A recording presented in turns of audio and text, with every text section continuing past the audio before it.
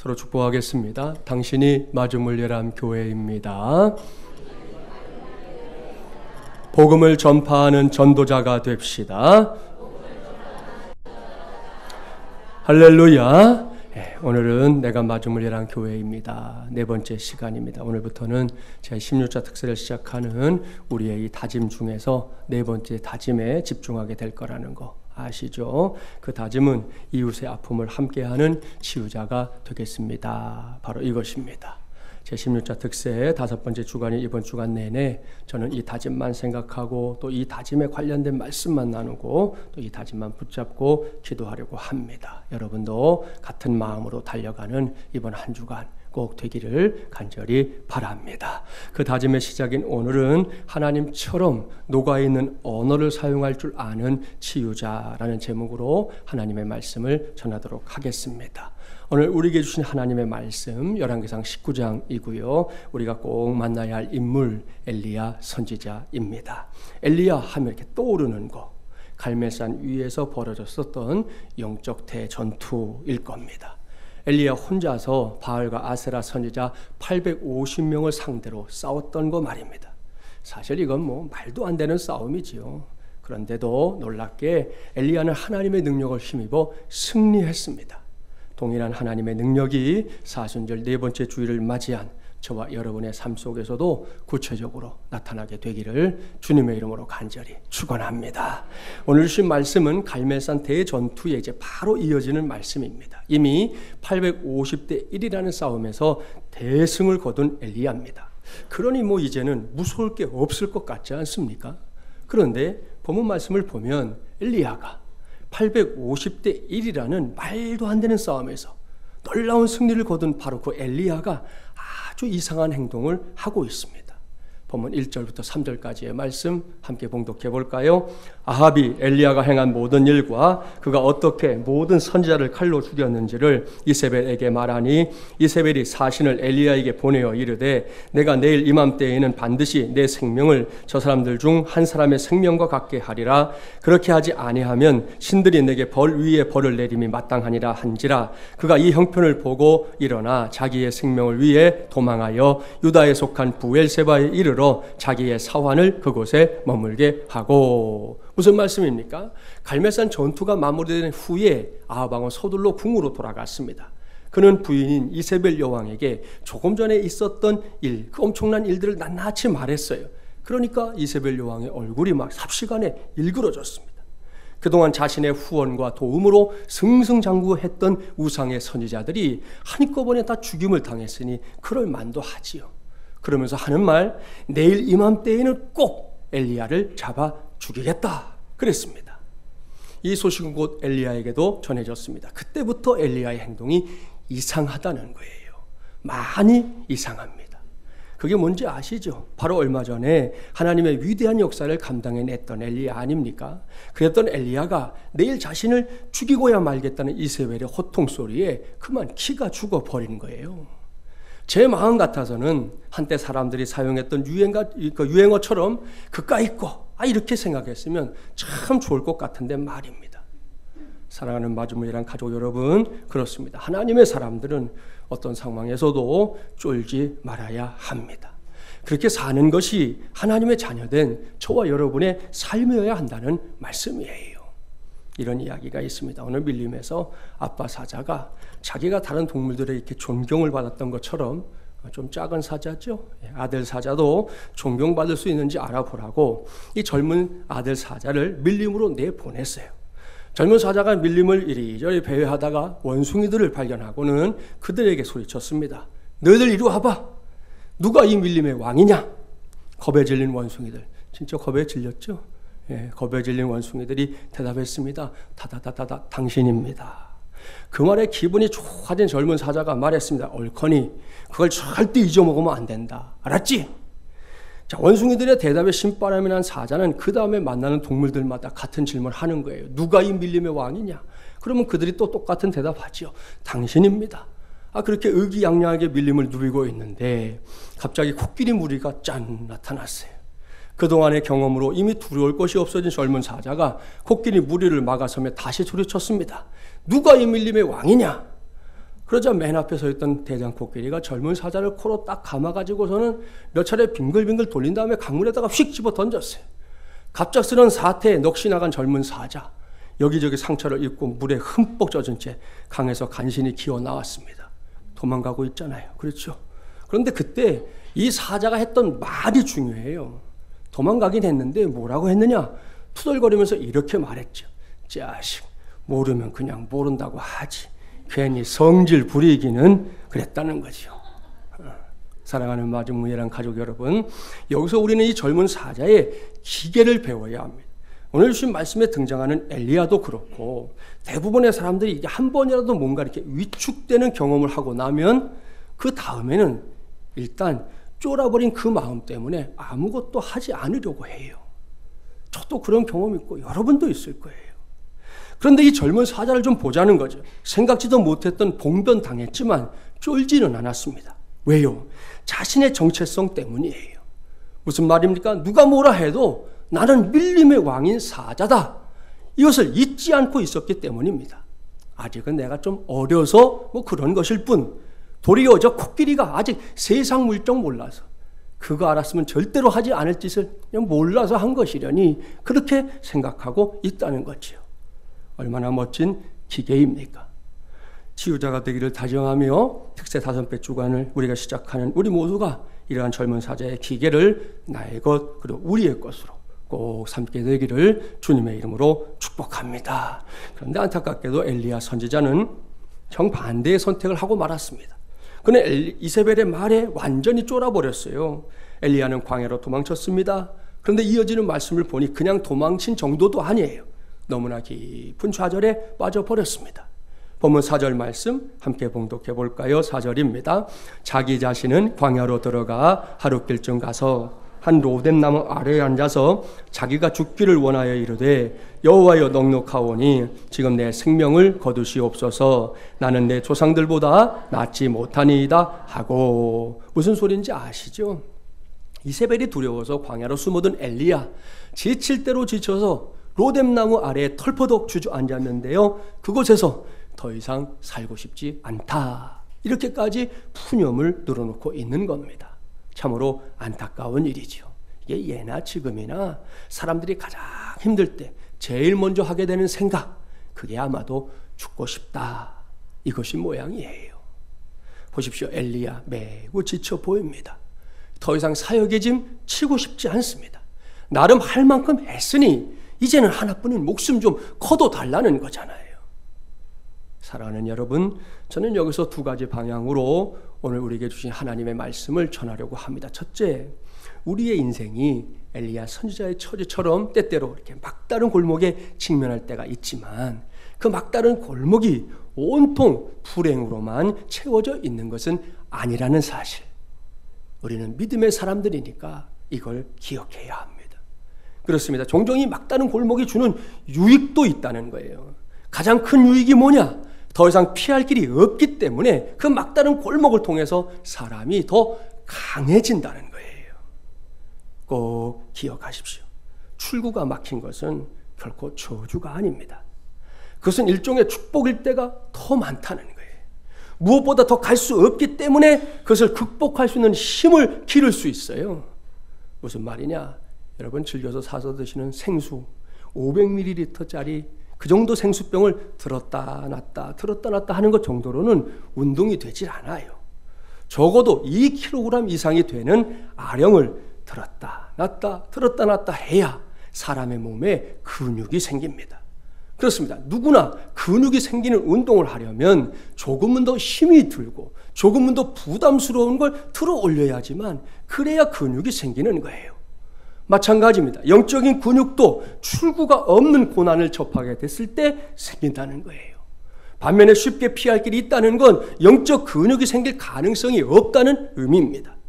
따라서 힘들다고 주저앉아 있기만 하면 안 된다는 거죠. 그것은 영적인 근육을 기를 수 있는 기회를 놓치는 겁니다. 지금 사순절이 이제 깊어져 가는데요, 예수님의 경우도 다르지 않았습니다.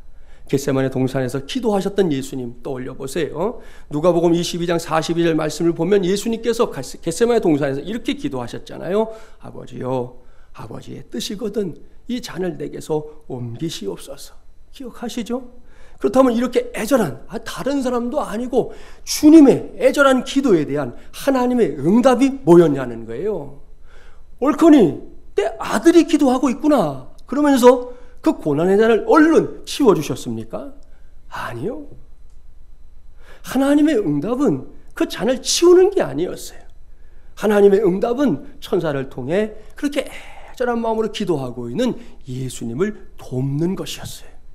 확인해 볼까요? 그 다음 절 43절 말씀 함께 봉독해 봅니다. 천사가 하늘로부터 예수께 나타나 힘을 더하더라. 아멘. 할렐루야. 이것이 하나님의 응답이었어요. 자, 우리가 기도한 거 아니잖아요. 하나뿐인 아들 예수님이 기도한 거잖아요. 그런데도 저 앞에 있는 십자가라는 고난의 잔은 그대로 두고 손도 대지 않고 그 잔을 감당해낼 수 있도록 예수님에게 힘을 보태준 거예요. 그렇습니다. 하나님은 종종 피할 길을 주기도 하십니다.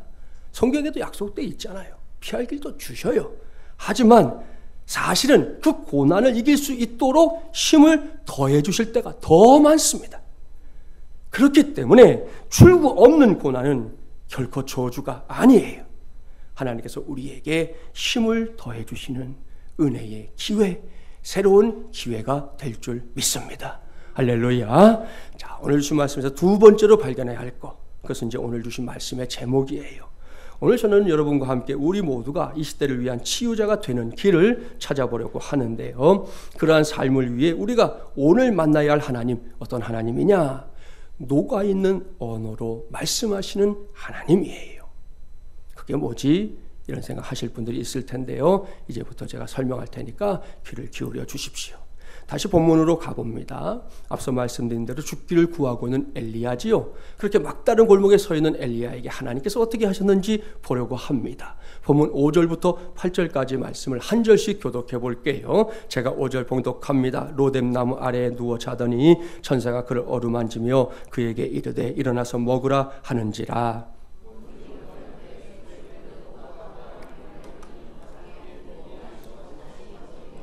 여호와의 천사가 또다시 와서 어루만짐에 이르되 일어나 먹으라. 내가 갈 길을 다 가지 못할까 하노라 하는지라.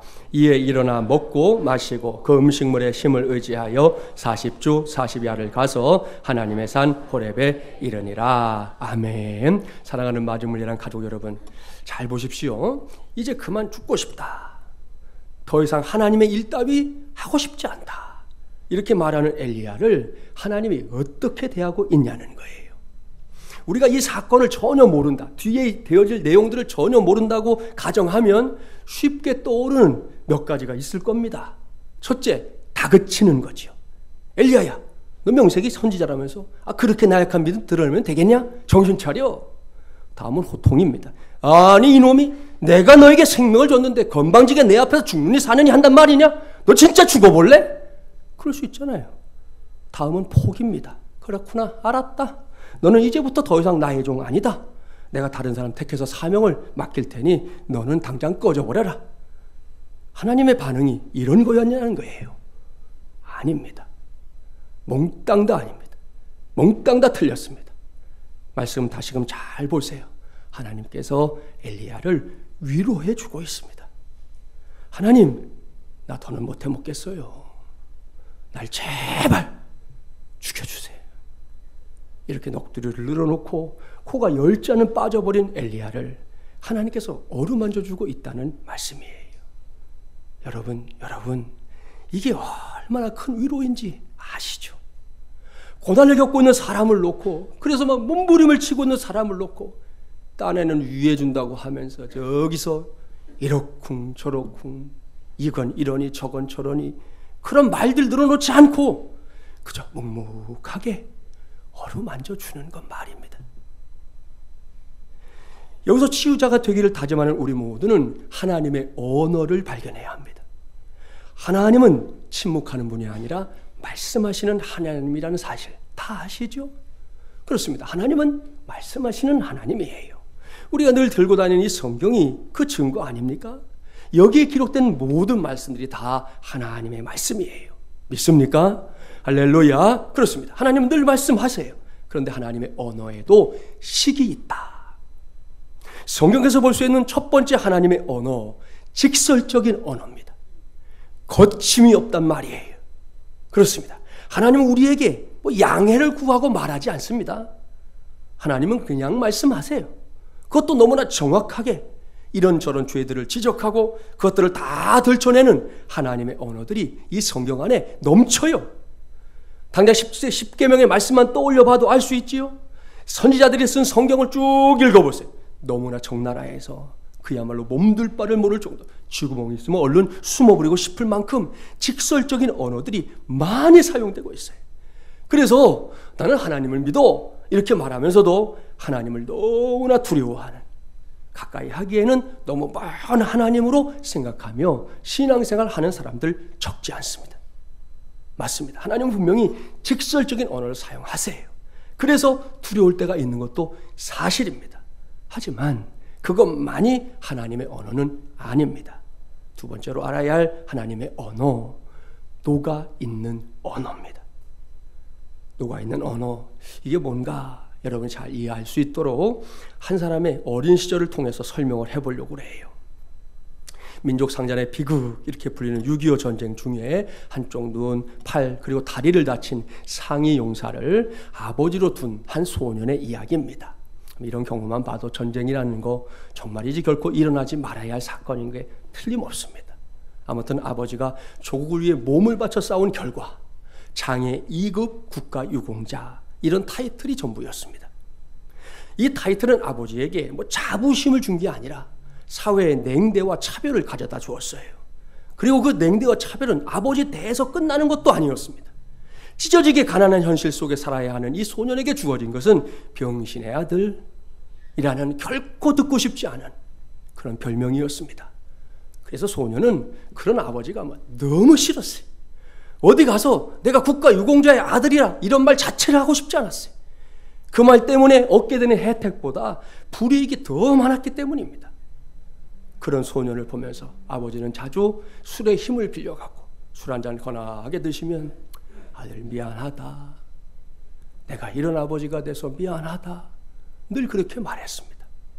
그렇게 힘겹게 세월이 흘렀어요. 설상가상으로 소년은 중학교 때 심하게 앓은 축농증을 치료받기 위해 병원을 찾아가야 했습니다. 그런데 그가 내민 국가유공자 복지카드는 병원에서 싸늘한 시선의 대상일 뿐이었어요. 그래서 이 소년이 여러 병원을 이렇게 옮겨 다니게 됐는데요. 그러다가 만난 한 의사 선생님의 따뜻한 말 한마디가 그의 인생을 완전히 뒤집어 놨어요. 소년이 내민 카드를 본 의사 선생님, 그 간 눈빛으로 소년을 쳐다보며 이렇게 말했습니다. 너 아버지가 자랑스럽겠구나. 그렇게 말하고는 그날 치료비도 받지 않고 정성을 다해 축농증 치료를 해주었어요. 그리고 진료를 마치고 돌아가는 소년을 붙잡고는 의사 선생님이 한마디 더 했어요. 너는 훌륭한 아버지를 두었으니 틀림없이 훌륭한 사람이 될 거야. 그러면서 이 소년의 등을 툭툭 두들겨 준 거지요. 의사 선생님의 이 말들이 소년의 가슴에 그야말로 막 꽂혀버렸어요. 이 소년은 자신과 같이 불우한 사람을 돕는 의사가 되겠다 이렇게 결심하고요. 정말이지 열심히 공부했습니다. 그 과정에서 그는 자신의 삶을 지탱하게 된 원칙까지 세우게 됐는데요. 그 원칙이 뭐냐? 환자는 돈 낸 만큼이 아니라 아픈 만큼 치료받아야 한다. 이런 원칙을 가지고 의학도가 된 거예요. 드디어 의사가 됐는데요. 이 사람이 누구냐? 그는 아덴만의 영웅이요, 비무장지대에서 목숨을 걸고 탈출한 북한 귀순 병사를 살려낸 아주대학교 권역외상센터 센터장 이국종 교수님이에요. 여러분도 다 아는 분이죠? 방송에서 자주 봤잖아요. 여러분, 여기서 한 의사 선생님이 어린 국종이에게 들려줬던 그 몇 마디, 그게 오늘 제가 여러분에게 소개하려고 하는 녹아있는 언어입니다. 이 선생님을 만나기 전까지 세상은 국종이에게 항상 엄연한 사실들을 늘어놓았습니다. 이런 거죠. 너희 아버지 6.25 참전용사고 국가유공자다. 그거 맞다. 그런데 별로 쓸모는 없어. 여기저기 망가진 몸으로 이 세상에서 할 수 있는 건 별로 없어. 그러니까 너도 그런 사람의 아들이라는 거 인정해. 이렇게 항상 사실만 이야기했어요. 그렇기 때문에 사실이니까 함부로 반박할 말도 없어요. 문제는 그런 말을 들을 때마다 항상 어린 국종의 마음이 상했다는 거예요. 그래서 자신이 놓여 있는 현실이 싫었습니다. 할 수만 있다면 아버지와 좀 상관없는 그런 사람이 되고 싶다는 생각이 얼마나 간절했는지 몰라요. 그러니 이게 문제잖아요. 그런가 하면 종종 세상은 국종이를 측은하게 여겨주기도 했습니다. 국종이를 쳐다보면서 혀를 차기도 했을 거고요. 그의 형편 불쌍히 여겼겠지요. 어떤 때는 뭔가 도와주겠다고는 하는데 그래서 실제로 내 손 안에 받아들게 되는 뭔가도 분명히 있었어요. 그런데 그게 주는 사람이 아니라 받는 사람의 입장에서 매우 기분이 상하고 자존심이 뭉개지는 것 같은데 분명히 왕왕 있었을 겁니다. 그러니 이것도 문제잖아요. 알아줘도 문제고 몰라줘도 문제니 참 답답한 일인데요. 여러분, 이럴 때 다름 아닌 녹아있는 언어가 필요한 거예요. 어린 국종이의 마음을 온통 사로잡아버린 그 의사 선생님의 말처럼 말입니다. 그 말은 거창한 말 아니었습니다. 이런저런 수사학적인 표현들이 동원된 총천연색의 말도 아니었어요. 그냥 그 어린 아이의 마음을 이해해주는, 그 마음을 쓸어주는 말뿐이었잖아요. 너 아버지가 참 자랑스럽겠구나. 너는 훌륭한 아버지를 뒀으니까 틀림없이 훌륭한 사람 될 거야. 여러분, 이 말들이 오늘날의 이국종 교수님을 만들었다는 거, 그걸 잊지 말아야 합니다. 이게 녹아있는 언어예요. 성경에도 이런 예가 많습니다. 창세기의 피날레를 장식하는 요셉 아시죠? 요셉을 훗날 자기를 노예로 팔아먹은 형들을 이제 딱 만납니다. 원수는 외나무 다리에서 만난다고. 딱 만났잖아요. 그때 형들은 애굽의 총리의 자리에 떡하니 앉아있는 요셉을 보고는 큰 두려움에 막 온몸을 떨었습니다. 왜? 요셉이 칼을 들어서 치면 그만이에요. 그런데 그때 요셉이 뭐라고 했느냐? 창세기 45장 5절에 이렇게 기록되어 있어요. 당신들이 나를 이곳에 팔았다고 해서 근심하지 마소서. 한탄하지 마소서. 하나님이 생명을 구원하시려고 나를 당신들 앞서 보내셨나이다. 할렐루야. 이게 무슨 말입니까? 너희들 다 죽었어, 국물도 없어, 이런 말입니까? 아니면 용서한다, 이런 말입니까? 1번, 2번 몇 번이에요? 2번이에요. 용서한다, 이런 말이에요. 맞습니다. 그렇다면 여러분 어떻게 알았습니까? 여기에는 용서라는 단어가 없어요. 단 한 개도 없어요.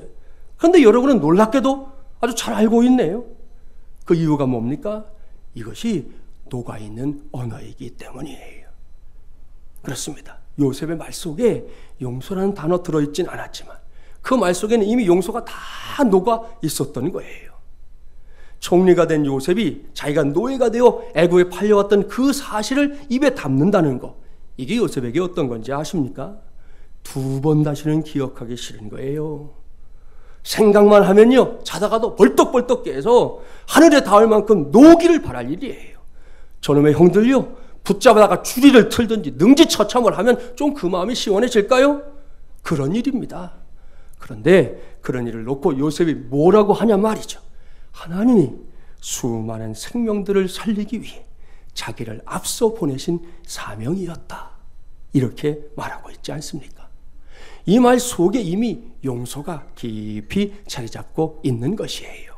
할렐루야. 신약으로 가볼까요? 십자가에 달려 죽었다가 사흘 만에 부활하신 예수님이 만났습니다. 그때 베드로 예수님 모른다고 3번이나 부인한 뒤잖아요. 마지막엔 그냥이나 하지 또 저주까지 했어요. 자기의 목숨을 연명하려고. 그러고 나서 멀리 고향까지 도망친, 정말로 면목이 없는 상태에서 예수님 만난 거잖아요. 그때 예수님이 어떻게 했습니까? 너 이놈 아주 잘 만났다. 너 왜 나를 부인했니? 내가 너에게 못해준 게 도대체 뭐니? 왜 나를 버리고 도망쳤니? 왜? 이렇게 물었나요? 아니요. 결코 그렇게 묻지 않았어요. 예수님은 이렇게 물었습니다. 요한의 아들 시몬아, 내가 이 사람들보다 나를 더 사랑하느냐? 그때 베드로 다 기어들어가는 목소리로 대답하죠. 주님, 그러하나이다. 내가 주님을 사랑하는 줄 주님께서 아시나이다. 이 대화가 한 번만 해도 힘든데 3번에 걸쳐서 예수님과 베드로 사이를 오갑니다. 그리고 비록 베드로가 기어들어가는 목소리로 주님을 여전히 사랑한다 고백했을 때 예수님이 다시 말씀하시잖아요. 내 어린 양을 먹이라. 내 양을 치라. 내 양을 먹이라. 여러분 보십시오. 여기에도 용서라는 단어 보이질 않습니다. 하지만 그 속에는 이미 용서가 다 용해되어 있는 것이죠. 그걸 말하는 예수님 자신이 알고 있는 건 뭐 말할 것도 없고요. 그 말을 듣고 있는 베드로도 알고 있습니다. 그랬기 때문에 베드로는 배신자로 실패자로 그의 인생을 끝나지 않을 수 있었습니다. 아시죠? 훗날 베드로가 예수님의 복음을 전하다 순교했는데요. 그 순교도 내가 어떻게 주님과 똑같이 십자가에 달려 죽을 수 있겠느냐. 나를 거꾸로 매달아 다오. 이러한 그의 소원대로 베드로는 십자가에 거꾸로 못 박혀 순교했습니다. 여러분 놀랍지 않습니까? 이것이 녹아있는 언어의 능력이에요. 뭐 장황하게 설명하지 않고도 전달될 수 있는 언어, 그것이 진짜 녹아있는 언어라는 말씀입니다. 무엇보다 이런 언어는 상대방을 아프게 하질 않아요. 이런 언어는 상처 입은 심령을 깊숙하게 어루만져 줍니다. 넉넉하게 치료하고요. 용기를 갖게 합니다. 소망을 품게 만들어 줍니다. 그래서 치유자가 되기를 다짐하는 사람들에게 녹아있는 언어가 필요하다. 오늘 제가 이걸 여러분에게 강조하고 있는 것입니다. 대다수의 사람들이 어머니 그러면 눈물이 핑 돌아요. 특별히 어머니가 돌아가신 분들은 더더욱 어머니 단어만 들어도 눈물이 핑 돌아요. 저도 여러분도 예외가 아니죠. 왜? 어머니들이야말로 녹아있는 언어의 대가들이기 때문입니다. 제가 아는 한 목사님의 체험담인데 어렸을 때 어머니에게 아주 크게 잘못을 저지른 적이 있었답니다. 그래서 집에도 들어가지 못하고 밤늦게까지 그냥 밖에서 빙빙 돌면서 방황을 했어요. 이럴 때 대개 자녀들이 어머니 얼굴을 제대로 쳐다보지 못하잖아요. 아무튼 이런저런 걱정을 하면서 정말 이제 태산과도 같은 걱정을 하면서 늦은 저녁 어린 놈이 뭐 어디 가겠어요. 할 수 없이 집으로 기어들어왔어요. 죽을 까고 내가 오늘 혼나도 할 수 없지 이런 마음으로 들어왔는데 그날 어머니는 이러고 저러고 아무 말이 없는 거예요. 대신에 아주 좋은 반찬이 밥상에 또 올라왔어요. 뭡니까? 용서의 반찬이지요. 시간이 좀 늦어서 그랬는지 몰라도 밥상에 올라와 있던 국이 식어 있었어요. 찬밥 도움밥 가리게 생겼어요. 주는 대로 먹어야지. 근데 어머니가 식은 국을 내려놓고 따뜻한 국을 다시 가져다가 주었습니다. 뭡니까? 용서의 국이에요. 보십시오. 여기에도 용서라는 단어 한마디도 사용하지 않았습니다. 그러나 어머니의 행동 속에 그 용서가 이미 다 녹아서 아들에게는 100% 전달되고 있는 것이죠. 여기서 오늘의 본문을 보세요. 오늘 우리에게 주신 말씀에서 만나게 되는, 아니 반드시 만나야 할 하나님이 바로 그런 하나님입니다. 너무나 귀한 어머니들이지만 그 어머니들과도 비교조차 할 수 없게 녹아있는 언어를 탁월하게 사용하는 분이 바로 우리 하나님이라는 말씀이에요. 본문 5절부터 8절까지 말씀을 제가 한번 천천히 봉독해 볼게요. 로뎀나무 아래에 누워 자더니 천사가 그를 어루만지며 그에게 이르되 일어나서 먹으라 하는지라. 본즉 머리맡에 숯불에 구운 떡과 한 병 물이 있더라. 이에 먹고 마시고 다시 누웠더니 여호와의 천사가 또다시 와서 어루만지며 이르되 일어나 먹으라. 내가 갈 길을 다 가지 못할까 하노라 하는지라. 이에 일어나 먹고 마시고 그 음식물의 힘을 의지하여 40주 40야를 가서 하나님의 산 호렙에 이르니라 그랬습니다. 여러분, 이 말씀을 제가 오늘 전하는 말씀의 관점에서 주의 깊게 살펴보세요. 하나님은 날 죽여주세요. 제발 제발 내 목숨, 이 거지 같은 목숨줄 좀 걷어주세요. 이렇게 땡깡을 피우듯 넋두리를 하듯 모든 소망이 다 끊어진 듯 말하고 있는 엘리야를 꾸짖지 않았습니다. 또한 하나님은 엘리야를 보면서 혀를 차지도 않았습니다. 그뿐이 아니죠. 하나님이 내가 저런 놈을 선지자라고 세워놓고 미역국을 먹었나? 단식하지도 않았어요. 앞에서는 차마 말을 못하고 뒤로 돌아선 뒤에 땅에 꺼져라 한숨을 쉬지도 않았어요. 하나님은 죽고 싶어하는 그것만이 유일한 소망인, 이게 유일한 소망이라는 게 우리의 눈으로 볼 때는 너무너무 안타깝지만 실제로 그게 유일한 소망이었던 엘리야를 그냥 어루만져 주셨습니다. 그를 위해 숯불에 구운 떡과 한 병 물도 준비해 주셨어요. 그리고는 눈꽃만큼도 날카롭지 않게, 우리는 잘 말하려고 해도 날카로워질 때 있잖아요. 하나님 눈꽃만큼도 날카롭지 않게 최고의 부드러움으로 말씀하십니다. 엘리야야, 힘들었지? 일어나서 좀 먹자. 이거 먹고 힘 좀 내자. 내가 도와줄게. 내가 너의 힘이 되어줄게. 어여 힘내자. 할렐루야. 여기에 또 하나의 녹아있는 하나님의 언어가 있습니다. 그것은 바로 위로였습니다. 옳습니다. 하나님은 엘리야가 사명을 제대로 감당하지 못하고 있다고 해서 그를 질책하는 게 아니에요. 하나님은 엘리야의 마음을 헤아려 줬습니다. 그리고 그를 어루만져주는 위로를 보여주고 있습니다.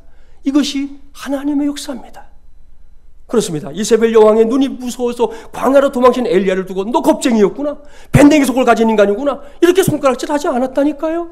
하나님은 엘리야에게 너는 여전히 내 아들이다. 너는 여전히 나의 택한 종이다. 나는 너랑 함께하고 싶다. 이렇게 위로해주고 있는 거예요. 그 결과가 무엇입니까? 사는 것 자체를 포기했던 엘리야. 녹아있는 하나님의 언어, 그러니까 이 위로를 힘입어서 무려 40일 동안 달려갑니다. 그 기간 동안 엘리야는 지치지 않았습니다. 넘어지지 않았습니다. 마침내 엘리야는 하나님의 산 호렙에 이르렀고요. 그곳에서 새로운 능력을 덧입게 되었습니다. 그래서 남은 인생을 이전보다 더 귀하게, 이전보다 더 빛나게, 이전보다 더 위대하게 쓰임 받았습니다. 사랑하는 마주물리랑 가족 여러분, 오늘은 먼저 제 자신과 여러분 모두에게 녹아 있는 언어로 말씀하시는 하나님을 적극적으로 소개합니다. 그 하나님이 나의 하나님이에요. 그 하나님이 당신의 하나님이에요. 그 하나님이 우리의 하나님이에요. 그 하나님이 우리 마중을이라는 교회의 하나님인 줄 믿습니다. 오늘 이후 그 하나님과 동행하십시오. 당장 영적인 눈을 뜨고 영적인 귀를 활짝 여십시오. 그렇게 이 한 주간 살아봅시다.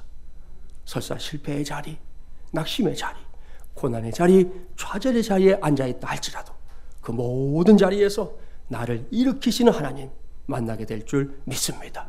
형통의 자리, 넉넉함의 자리, 담대함의 자리, 걱정 끝 행복 시작의 자리도 마찬가지. 그 자리에도 하나님은 찾아가십니다. 녹아있는 언어로 말씀하십니다. 그 음성에 귀를 기울이기 바랍니다. 그래서 우리 모두가 먼저 치유의 은혜를 체험하게 되기를 주님의 이름으로 축복합니다. 그리고 오늘 주신 말씀은 여기가 끝이 아니에요.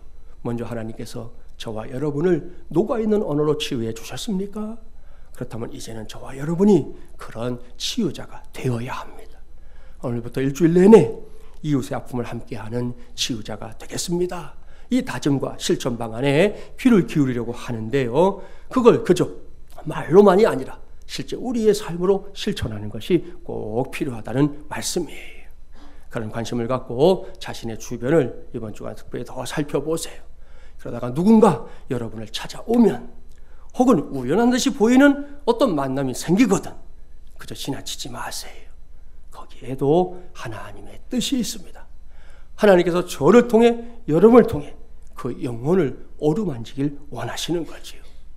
그럴 때 우리 모두가 하나님처럼 녹아있는 언어를 사용할 줄 아는 치유자들이 되기를 바랍니다. 여러분 교회 안에서만이 아니라 여러분이 속해 있는 가정, 직장 어디에서든 사람들이 모이는 곳에서 제일 많은 상처가 일어나는 그 대목이 어디입니까? 다른 것 때문에 상처가 생기는 게 아니에요. 이것 때문에 생기잖아요. 딴에는 위해 준다고 했던 말인데, 딴에는 생각해서 했다는 말인데, 내 나름대로는 내 감정 섞지 않고 하려고 했던 말인데, 그게 상대방에게 갔을 때 그 사람에게 상처가 돼서 함께 하던 것도 이젠 안 하고 싶어지고, 내가 정말 소중하게 여겼던 것들을 내려놓게 만들고, 결국 여기서 시작되잖아요.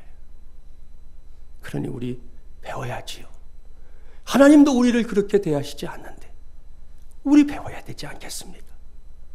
하나님께서 여러분을 어떤 사람을 만나게 하든 간에 오늘 이 배운 그대로 녹아 있는 언어를 사용할 줄 아는 치유자들이 되어보십시오. 그 만남 속에 치유하시는 하나님의 은혜가 충만하게 임할 줄 믿습니다. 그 믿음으로 이번 주간도 승리하며 살아가는 저와 여러분이 되기를 주님의 이름으로 간절히 축원합니다.